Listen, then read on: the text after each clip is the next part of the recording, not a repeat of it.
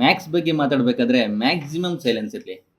ಎಲ್ಲರೂ KGFನ ಫಾಲೋ ಮಾಡಿಕೊಂಡು big budget part 2 trend ಅಂತ ಹೋಗ್ತಾ ಇರೋ ಟೈಮಲ್ಲಿ ಕಿಚ್ಚ ಸುದೀಪ್ ಅವರು ಈ ಟ್ರೆಂಡ್ನೆಲ್ಲ ಬ್ರೇಕ್ ಮಾಡಿ ಸ್ಮಾಲ್ ಬಜೆಟಲ್ಲೇ ಬಿಗ್ ಎಂಟರ್ಟೈನ್ಮೆಂಟ್ ಕೊಡೋಕ್ಕೆ ಅಂತಾನೆ ಬಂದಿದ್ದಾರೆ.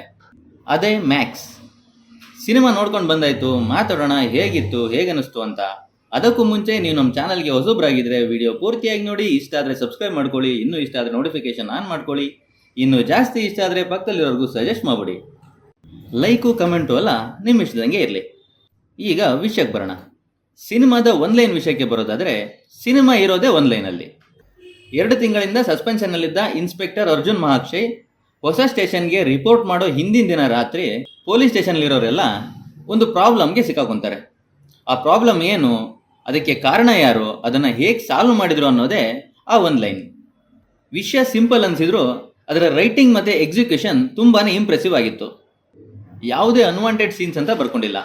ಬರ್ಕೊಂಡಿರೋ ಪ್ರತಿಯೊಂದು ಸೀನ್ಸ್ಗೂ ಒಂದೊಂದು ರೀಸನ್ ಇದೆ, ಒಂದೊಂದು ಪೇ ಆಫ್ ಕೂಡ ಇದೆ.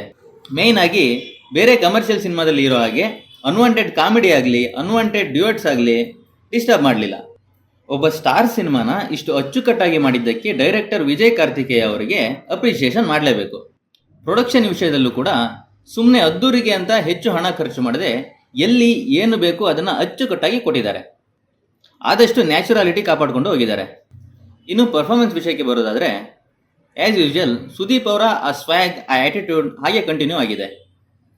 ಅವರನ್ನೇ ನೋಡಬೇಕು ಅಂತ ಥಿಯೇಟರ್ಗೆ ಬರುವಂಥ ಅವರ ಫ್ಯಾನ್ಸ್ಗೂ ಕೂಡ ಒಳ್ಳೆ ಪೇ ಆಫ್ ಸಿಕ್ಕಿದೆ.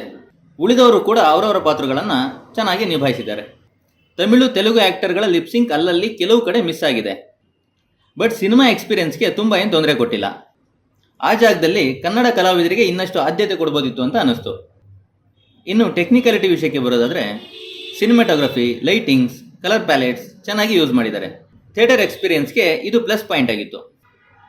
ಮ್ಯೂಸಿಕ್ ಕೂಡ ಚೆನ್ನಾಗಿದೆ. ಅಜನೀಶ್ ಅವರ BGM ಮತ್ತು ಸಾಂಗ್ಸ್ ಥಿಯೇಟರಲ್ಲಿ ಚೆನ್ನಾಗಿ ವರ್ಕ್ ಆಯಿತು.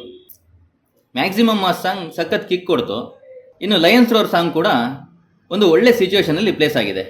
ಆ ಸಾಂಗ್ ಆಗಲೇ ಇಷ್ಟ ಆಗಿದ್ದರಿಂದ ಥಿಯೇಟರಲ್ಲಿ ಒಳ್ಳೆ ಎಕ್ಸ್ಪೀರಿಯನ್ಸ್ ಕೊಡ್ತು. ಓವರಾಲ್ ಆಗಿ ಹೇಳೋದಾದರೆ, ಸುದೀಪ್ ಸರ್ ಫ್ಯಾನ್ಸ್ಗೆ ಇದೊಂದು ಮ್ಯಾಕ್ಸಿಮಮ್ ಟ್ರೀಟ್. ನಾರ್ಮಲ್ ಆಡಿಯನ್ಸ್ಗೆ ಕೂಡ ತಮ್ಮ ಹಣಕ್ಕೆ ನ್ಯಾಯ ಒದಗಿಸುತ್ತೆ.